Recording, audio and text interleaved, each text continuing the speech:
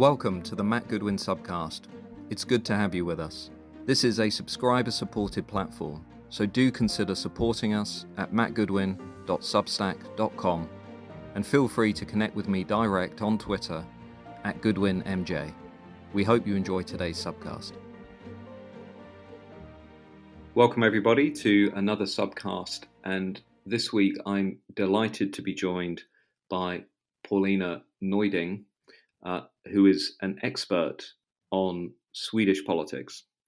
And the reason that I asked Paulina to join us is firstly because of the recent election in Sweden, which really delivered another earthquake in European politics. The Sweden Democrats, the National Populist Party, did exceptionally well, a record level of support. And I wanted to talk with Paulina about what's behind that and what we can learn from that. But secondly, I've also been reading many of her articles, which I strongly recommend, including two articles recently, one in Bari Weiss's Substack, 2 bombings in one night, that's normal now in Sweden, and also her piece in the Spectator, Sweden's new power brokers, reflecting on the rise of the Sweden Democrats. So Paulina, welcome to the subcast. It's great to have you with us. Thank you, Matt. Thank you for having me. So let's just jump straight in. What is happening in Sweden? Because if I go all the way back to the days when I was doing my PhD in the early 2000s, there was the beginning of the rise of populism in Swedish politics, you might say. But historically, Sweden was always seen a bit like the UK, a bit like Germany, a bit like Spain, a bit like Portugal, in being considered to be immune to populism. So Sweden was the nice, fluffy, historically liberal democracy with strong mainstream parties and very little public appetite for the kind of populist politics that had been taken off at the time in countries like Italy and Austria and so forth. Now, 20 years on, Swedish politics is unrecognizable, and the unwritten law that Sweden doesn't do populism has been blown apart. So, I mean, let's just start there. What is happening in Sweden? Well, Swedish politics are unrecognizable, as you say, and that has to do with the fact that Swedish society is unrecognizable. If we go even further back to the 1960s, that's when my parents came to Sweden as refugees from Poland. Sweden really was utopian in many ways. It was, I mean, obviously all societies have problems, but Sweden was a low crime society, which had, you know, it was this emblem of political and social stability for good reason. And what's happened in the last few years is that we have an extreme wave of violence, extreme in European terms.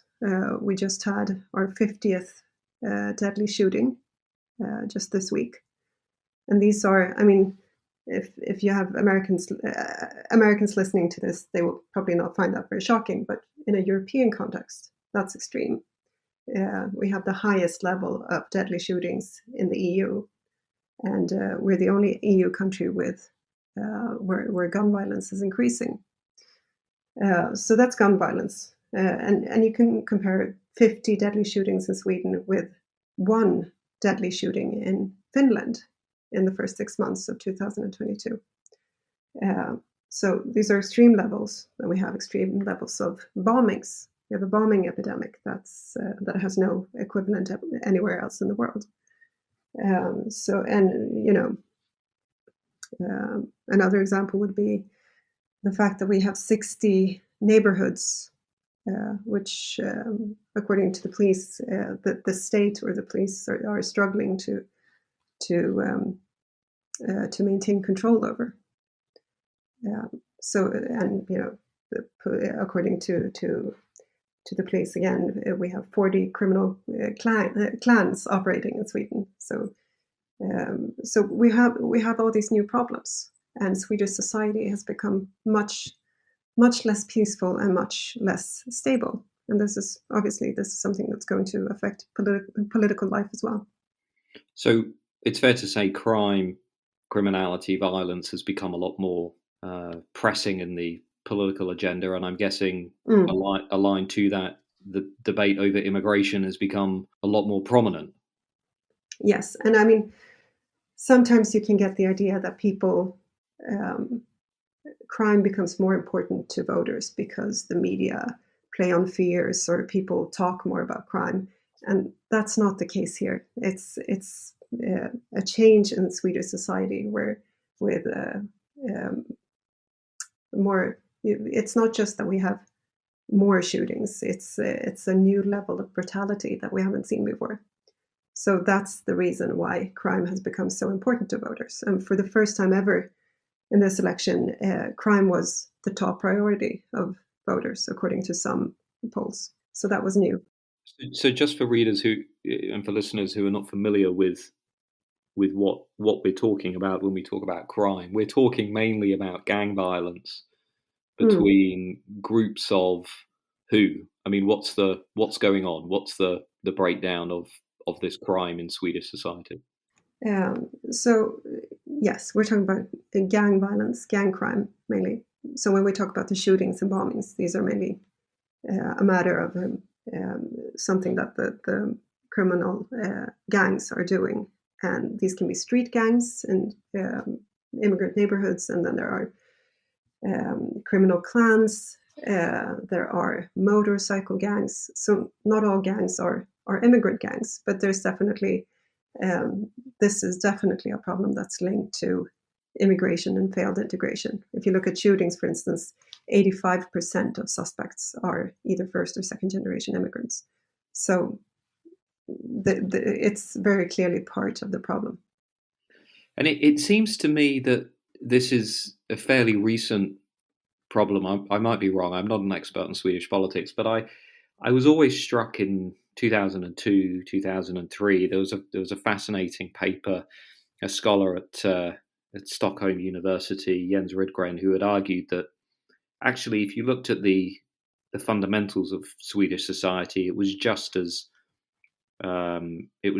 receptive to sort of populist politics as any other democracy. It had, weakening bonds between voters and the main parties. It had concerns over migration, but it also had this party, the Sweden Democrats, who came from a pretty explicitly extreme beginning and was sort of rooted in neo-Nazism and so forth. But clearly, from the outside, and again from my sort of amateur perspective, it seems that the Sweden Democrats has basically targeted this issue and campaigned on this issue, and have exploited the failure of mainstream parties to deal with this issue. Is that a fair assessment? Definitely.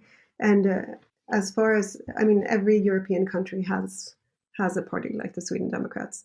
The Sweden Democrats have a very, they have a very distinctly far-right past. About a third of their founders had links to neo-Nazi circles. So this is what's so tragic about the Swedish case, that the Sweden Democrats really have this past with these links to extreme right circles and even Nazis.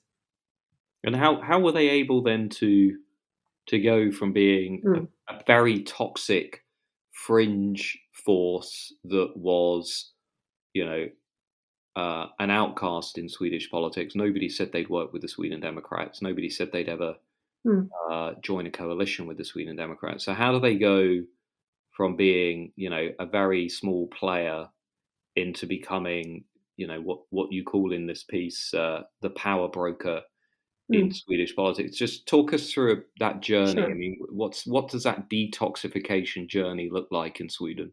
So what happened in Sweden was that immigration kept growing, and the debate about immigration was this was a very difficult issue to talk about openly in Sweden.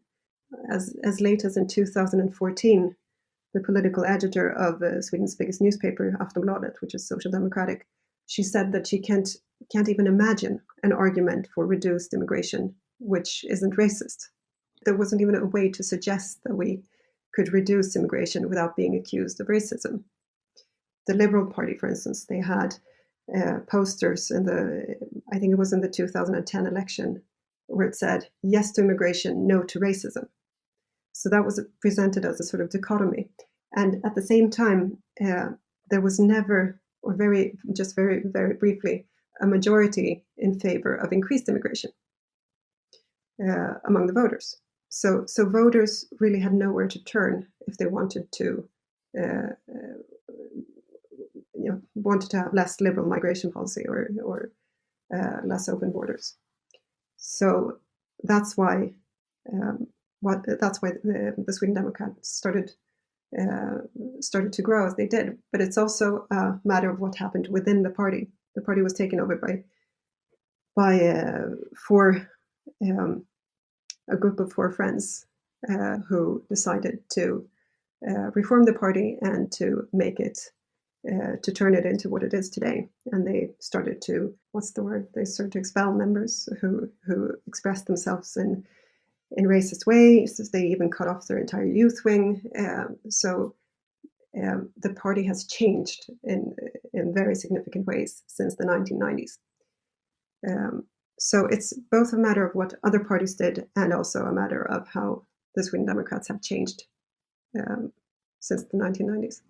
And along that journey, I'm assuming that they've picked up different types of voters as they've gone through the 2000s and the 2010s. And you look across much of Europe, and often you tend to find that national populist parties have usually, not always, but usually picked up votes from the working class, from voters who had previously given up on the political system. They'd voted for the left at one point, but often they voted for the right, but usually they'd given up on politics altogether. There was often a very strong gender gap. So, there were typically men, often hadn't gone to university, small towns, medium towns, outside the cities, outside the university towns, overwhelmingly concerned with cultural questions of migration, sense of cultural loss, quite Eurosceptic, distrustful of mainstream politics. I mean, how much of that resonates in Sweden? Yes. I mean, all that is true for the Sweden Democrats as well, but immigration is the big issue. And the fact that people did not have an alternative to turn to until after 2015, because no other party was prepared to say we need to reduce immigration to Sweden. I mean, has there been any reflection on the part of the centre-right or centre-left on that previous strategy of essentially pushing that conversation out of the mainstream? Has there been any expression of regret? For example, in British politics, you often meet Labour MPs who will say quite openly, they lost control of the immigration issue in the 2000s and the 2010s, and they say, we should have dealt with it. We should have addressed public concerns. Is that a factor in Sweden, or? Yes and no. Everything turned in Sweden in 2015 because in the end, Sweden had to introduce border controls and so on in 2015 to reduce immigration. Up until that point, to reduce immigration was meant that you were, you could be accused of racism for saying that that's something that we need to do. When that point came, when the established parties and the established media had to admit that you might not be a racist if you suggest that we need to reduce immigration, at that point they had to sort of say that they'd been wrong all along, and because they had made such a strong moral case against reduced immigration, that led to a crisis of confidence. There has been you very often hear that, well, we were right about immigration up until 2015, where when the immigration wave came, it became too much for the system to handle. So that's sort of the cop-out where establishment politicians say we were right, but only up until 2015 when we all turned. So the Sweden Democrats really benefited from this very polarized way of looking at immigration. And they benefited from the fact that established parties, established media were in effect accusing voters of racism for not agreeing with the immigration policy that governments to the left and to the right were pursuing. And so the Sweden Democrats break through, they become a mainstream force, they start to pick up more and more support. Refugee crisis is a big part of that. Escalating violence is part of that. Sweden then goes into COVID, the pandemic. How does that change things for the Sweden Democrats? I mean, were there any cultural divides over lockdowns or how the state responded to that pandemic? That's, Sweden is an interesting society in that way because first of all, we didn't have lockdowns really. We had some restrictions, but we didn't go into full lockdowns like you did in Britain. And Sweden is still a very collectivist society. So when you have a crisis like this, we tend to stick together. And even the Sweden Democrats signaled that they were not in opposition to the policies that the government was pursuing. So COVID didn't change much, but what has changed is crime because it's reached such extreme levels. Just last week, I think we had 4 bombings in total, or if it was 2 weeks ago, where people 2 blasts on 2 nights. You could hear blasts over large parts of Stockholm because residential buildings were bombed in 2 different areas. And when you have such extreme levels of violence, and when it's clear that not every act of violence has to do with immigration and failed integration, but overall gang crime does have to do with immigration and failed integration, that really does change the conversation on these issues. And it just sounds so astonishing to me that, when you describe the violence and in your pieces, you talk about just how frequent, these bombings are, and the fact that we're not talking about, violence that's restricted to ghettos. We're talking about violence that people can hear, that they can relate to, that they, is part of their lives. Where is public opinion on this issue? I mean, ordinary Swedes, not even just Sweden Democrat voters. I mean, just everybody. Where are they on this issue? I mean, if I were to look at, opinion polls and surveys in Sweden, I mean, just talk me through the mindset of Swedish society on this issue, because it sounds so extreme to me that the Swedes are living through this. And it is extreme, and that's the thing. I mean, we when we talk about normalization, we tend to think about women who are in abusive relationships, and violence just becomes normalized. But we've seen something similar when it comes to the bombings in Sweden.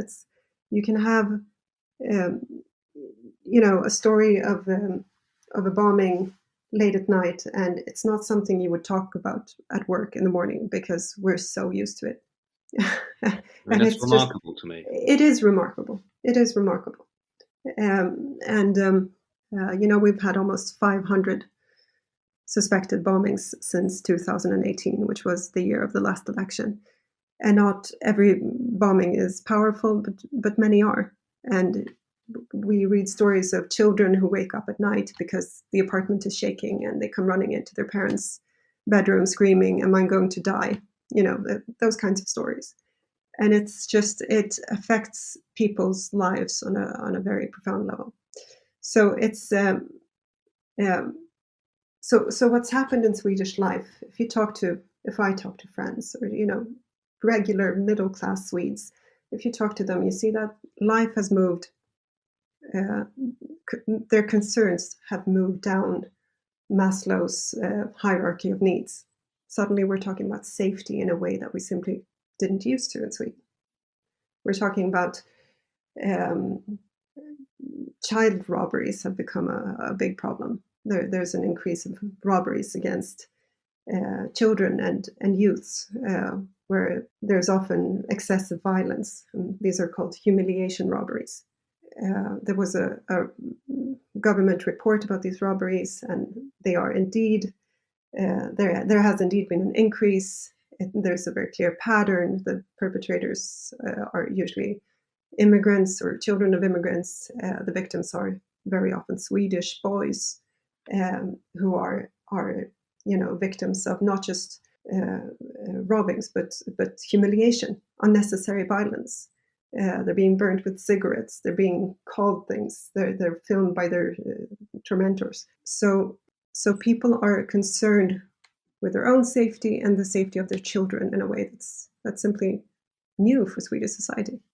And into this mix, you get the Sweden Democrats and their leader. And I imagine what they're saying is tougher sentences, tougher positions on law and order, right, lower immigration, etc., etc.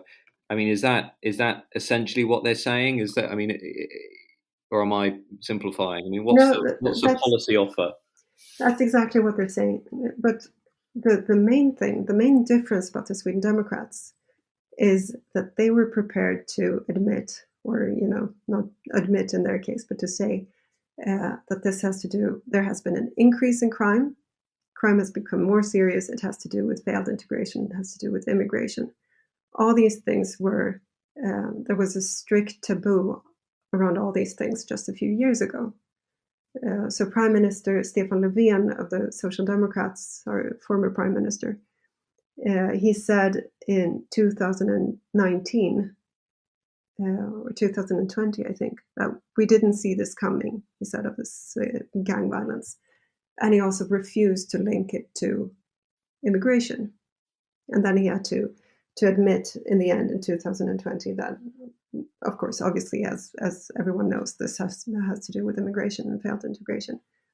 But the Sweden Democrats have been saying that for years. So that was an advantage for the Sweden Democrats. And so the stigma around the party has essentially given way, and it's become a more acceptable, legitimate part of Swedish politics. I mean, if I was it has in many ways.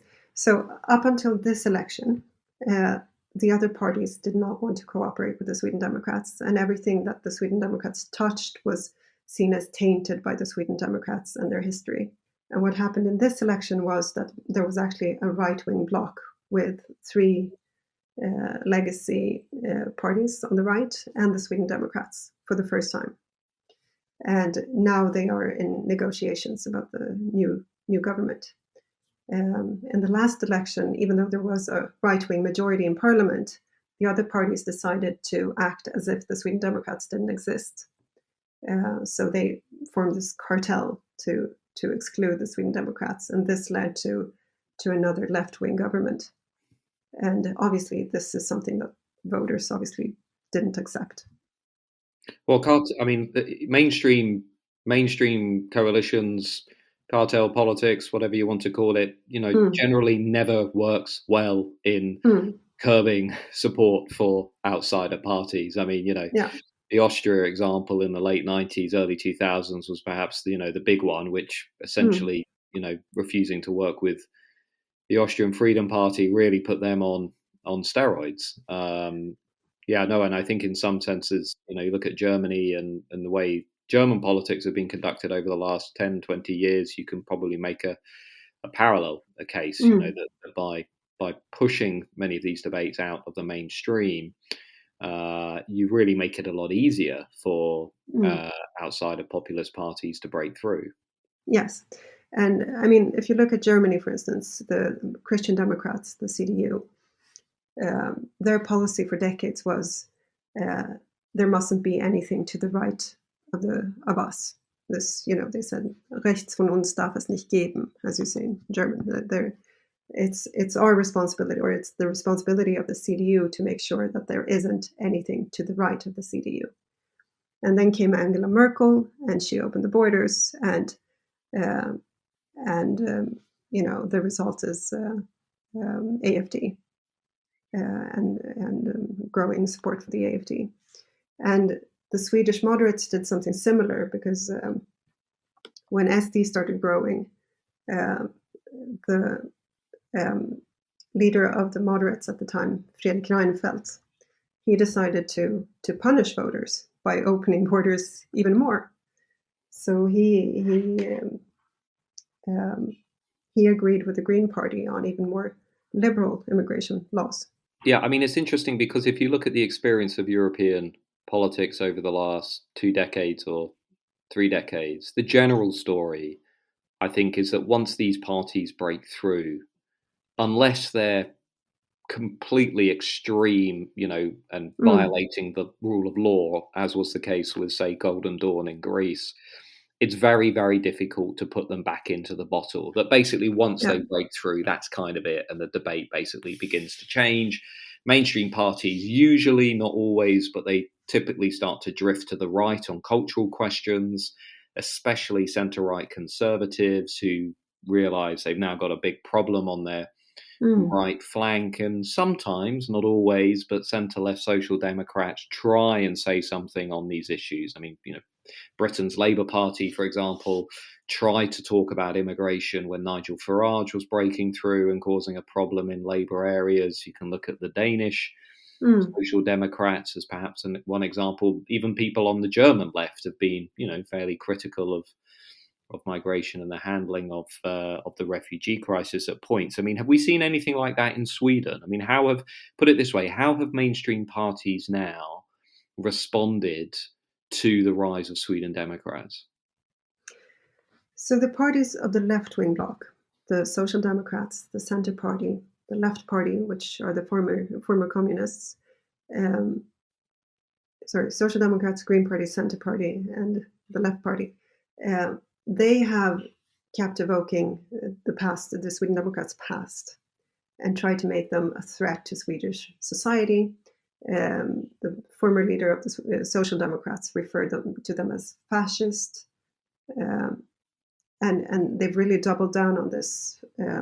A centre-right government with the support of the Sweden Democrats is a threat to Swedish democracy. And as I see it, it's something they've been saying to try to scare voters, and now they don't really have a way out of it. Right. But we know that's not a particularly effective strategy. It's not an effective strategy, and above all, it's not true. And you shouldn't scare voters with the end of democracy if it's not true.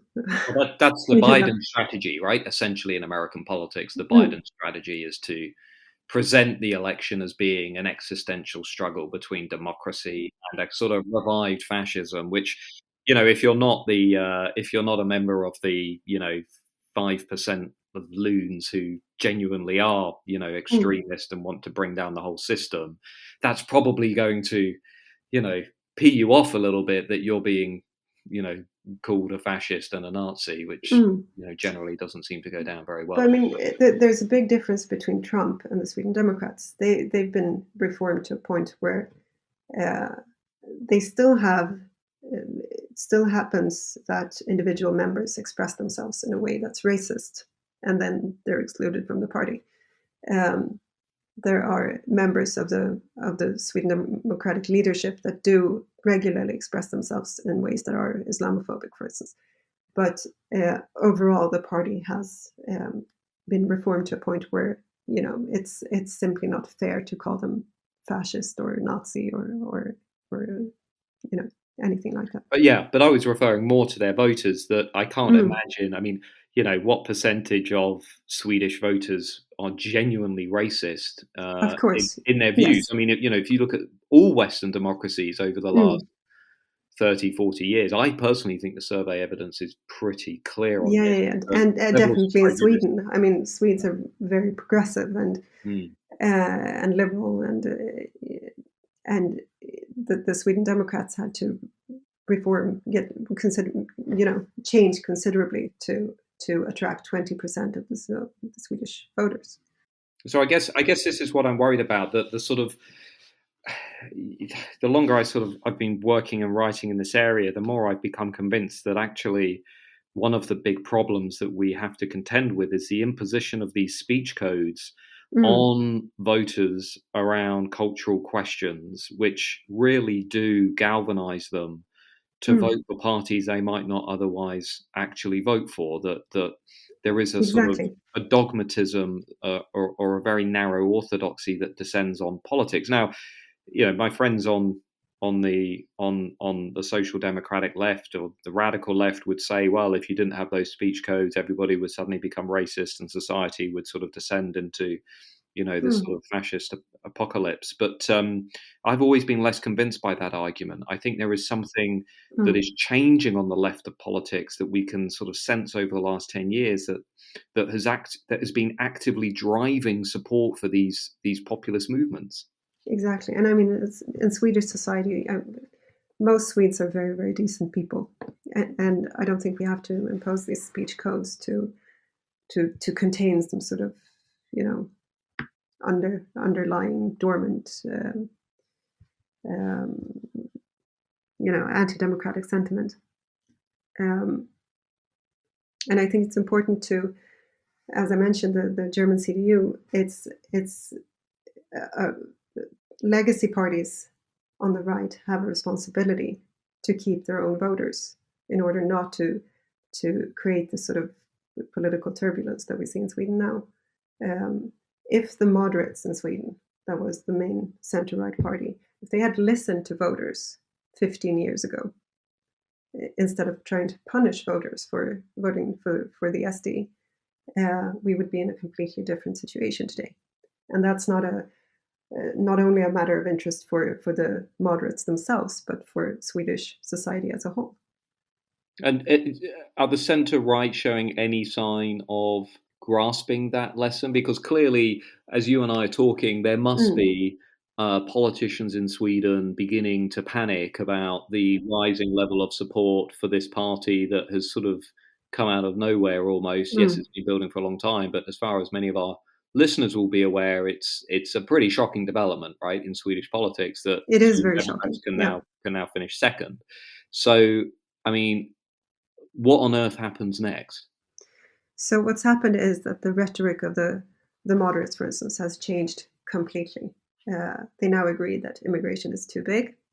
That was impossible to say before 2015. They agree that immigration has led to this surge in crime, which was also an absolute taboo. And they're saying that, we have to have controlled immigration for the foreseeable future, and that we have to, be tough on crime in all sorts of different ways, which is in ways that are new for Swedish society. I mean, we have a very progressive criminal justice system, for instance, and that's a remnant from the time when Sweden was a low crime country. Their rhetoric has changed completely. And will that be enough? I mean, will that bring them back into the game? Because I imagine that Sweden Democrats now, with some governing experience, will be able to say they're credible, they're legitimate, they're no longer pariahs. I mean, the story across Europe of, when you have populist parties that have entered governments, they've not always done well in the next election, but they basically become established political players. I mean, Lega Nord in Italy, Austrian Freedom Party, these are movements that, once they're in and they're seen by voters as being effectively at that point mainstream, that's kind of it, right? They've crossed the line and they're in. That's probably what's going to happen in Sweden as well. The Sweden Democrats have been more and more accepted in public life in Sweden in general. You see them they're treated like a normal party when they appear in media, in parliament and so on. And now the new Swedish government will rely on their support for the first time. And I don't see how the Sweden Democrats would go away, even if we have these regular scandals where it turns out that someone has said something very horrible, racist, which they do from time to time. Yeah, but if you look across, the West over the last 10 years, 15 years, I mean, those scandals really do make minimal difference. I mean, they may change a few undecided voters around the margins, but I mean, if you look at, we had a very similar case in British politics in the early 2010s. And I mean, there was a lot that was thrown at the UK Independence Party. I mean, there was a lot. I mean, they were, racist, Islamophobic, anti-democracy, I mean, it was a long period of time in which, that party was in the news continuously because of these kinds of charges and accusations. But then if you look at it, the level of support, it stayed pretty stable and then grew and they effectively became mainstream. And I think the longer I sort of observe this on the outside, it's just I just think that many mainstream politicians and activists, and also journalists and academics as well, I think, in a sense, are so committed to not really engaging with these arguments that they sort of vacate the public square altogether. And they just say, it's easier to say these parties are extremists, they're racist, and that's where the conversation ends, rather than actually address the underlying grievances that are driving many of these voters into the arms of populists. So I imagine in Sweden that is about surely coming up with a decent, coherent strategy for dealing with gang violence and dealing with the bombings that is probably going to be a lot more robust than what Sweden has seen until now. I mean, if you compare and contrast policies in Denmark and Sweden, for example, with regard to, say, integration issues, right, they're radically different. They are, yes. So how does Sweden get into a place where it can start to address the issue rather than sort of, spending its time on the politics? Yeah, and I think that voters, they've come to a point where they know that these scandals are going to happen in the Sweden Democrats. It's part of the calculus. They don't care. They want something to be done about the bombs. They don't care anymore if someone says something racist. And that's a problem in itself, obviously, because that sort of brutalizes the public discourse. But hopefully now that Sweden gets a center-right government, it looks like the new government will reform its policies on crime and justice entirely. And that's what we need to do. I think you wrote in your piece that the Social Democrats have won 18 of the last 24 elections. 19 of the last 24 elections, which is quite a record. Might be true. Yes, I mean they've been the dominant force in Swedish politics for the last century. But then there's a gamble here, right? That if the centre right and this right wing alliance if they're not able to demonstrate change on this issue, which will be very difficult to do, because as we know, if you want to reduce immigration, you have all this international law that you have to take into account. That's very difficult. You can say that criminals who are not citizens are going to have to leave Sweden. You can say that, but then it turns out that it's very difficult and complicated because of international law and so on. And then these are very complex processes. There was an article just a few days ago about a town south of Stockholm, Södertälje, which has a very large Syrian population, and where clans are believed to have entered politics, municipal politics, in a very serious way. So in a very serious way. So there's clan-based political corruption in this municipality, and that's not something you can deal with in 4 years. So we're dealing with very, very complicated problems that will not go away in the next 4 years. And it sounds as though then much of the turbulence that we've witnessed at the last election and that's been growing for a period of time is probably going to become a permanent presence on Sweden's political landscape. It doesn't sound to me, listening to you, that the fundamentals of this new Swedish politics are really going to change all that much. I mean, it sounds as though Sweden's just going through what Austria and Italy and the UK have gone through over the last 15 years. It just doesn't sound to me that there is going to be any real watershed moment arriving on the horizon anytime soon. Yeah, and it's we're looking at a much more polarized political reality where you have the left accusing the right for being democratically, if not illegitimate, then at least not trustworthy. and that's a new situation, and it's very serious. Well, Paulina, we will watch the events closely and what happens with the new government, which I imagine is going to be a very interesting time in Sweden, and for the Swedes to observe and watch how that progresses. I think the fact that the election came so close to events in Italy has also reminded a lot of observers that many of the things that were written during COVID about the end of populism were perhaps somewhat premature. And if anything, what we're seeing are parties that used to be, pretty marginal are now enjoying record levels of support, including in Portugal and Spain. And I think Sweden now, remarkably, has become a success story for populism rather than where it started off, which was a textbook case study in a democracy that didn't really have a successful populist party. So we'll be watching those events closely.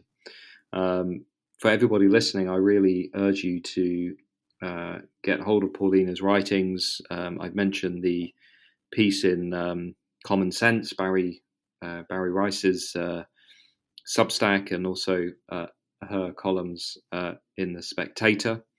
Paulina, thanks for joining us. Thanks for giving us your thoughts on a country that a lot of listeners won't know perhaps too much about, but you've nonetheless sharpened our understanding. So thank you for your time. Thank you, Matt. Thank you for having me.